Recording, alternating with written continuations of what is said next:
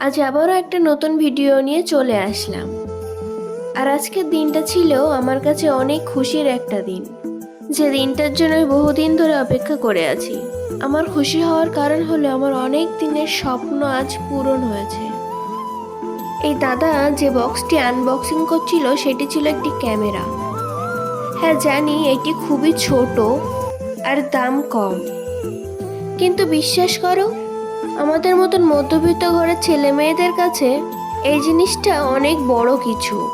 যখন ওই দাদাটা ক্যামেরাটা আনবক্সিং করার পর আমার হাতে দিয়েছিল, তখন আমি এতটা খুশি হয়েছিলাম যেটা বলে আমি তোমাদেরকে বোঝাতে পারবো না।